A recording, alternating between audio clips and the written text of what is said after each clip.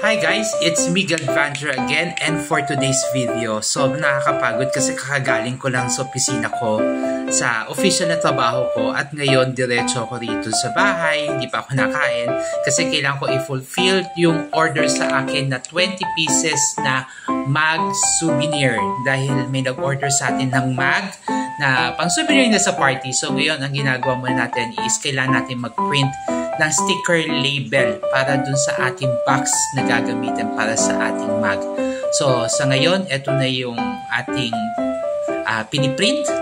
After natin ma-print yan, lalagyan natin yan ng phototop. Ito yung ating phototop para mas maging matibay yung ating sticker na ilalagay sa ating box. At kung mapapansin nyo, yung ating lamination ng ating phototop ay holographic. Kasi ang ginamit ko dito o ang ginagamit ko dito ay yung rainbow na phototop para may konting drama naman yung sticker natin. So, ito yung effect niya. Taray, di ba? So, after neto, kailangan na natin siyang i-cut. Okay, may guide naman yung ginawa ko para sa cutting. So, pag na-cut natin yan, pantay-pantay din naman. Yun lang, medyo manual natin siyang kinakat for today's video. So, sa ngayon, makita nyo yung mug na ginawa natin. Ayan, no, yung nasa gilid ko, yung nakakumpul na yan. So, sublimation process yan. So, yan yung ating finished product. And then, ito yung ating sticker label na ilalagay natin dun sa ating box. Alright? At then, syempre, kailangan eksakto at pantay yung ating pagkakakat para hindi naman mapulaan yung ating finished product. Tapos ito naman, meron ako dinagdag na thank you sticker na ilalagay natin sa likod ng box. Yan. Diba? Taray! So, sa ngayon, magtitikita tayo ng sticker label sa box. Okay, marami akong nagawa na kaganina actually. So, continuation lang talaga ito.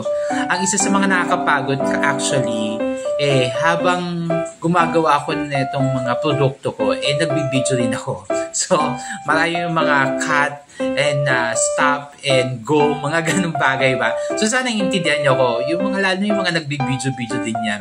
So, dyan, pretending lang ako na kunwari hindi ko alam na may camera. Charot!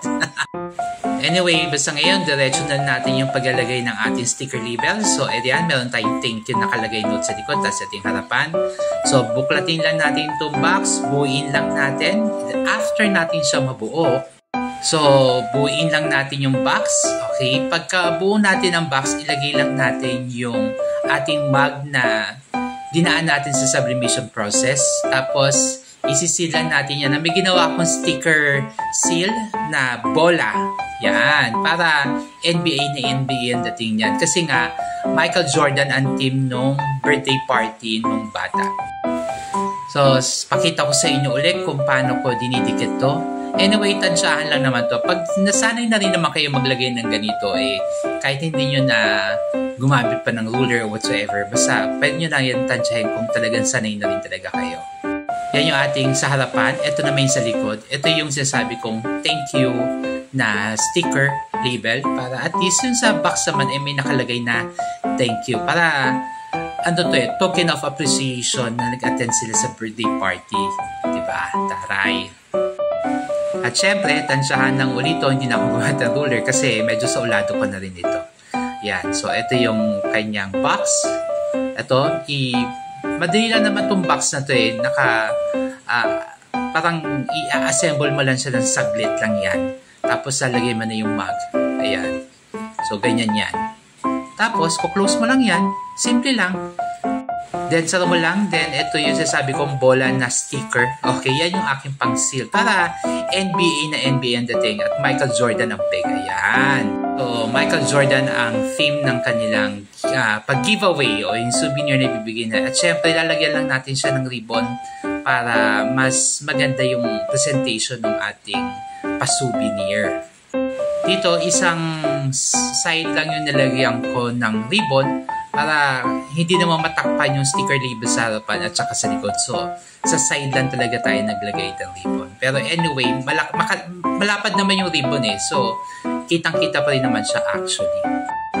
And after nating ma-ribbon ito, i-cut lang natin yung dulo. Okay? Para mas presentable yung pinakabuntot ng ating ribbon. Alam niyo, may patatsulok na gano'n, diba? Ayan lang. Tapos, ito na yung ating finished products. Ganito lang kasimple yung ating, ayan, may pag-giveaway na, di ba? Taray, tapos may pa-thank you pa. Alright. So, yun lang guys, ang ating video for today's video. And, kung gusto nyo mag-order sa akin ng ganito, just message me lang dito sa aking TikTok.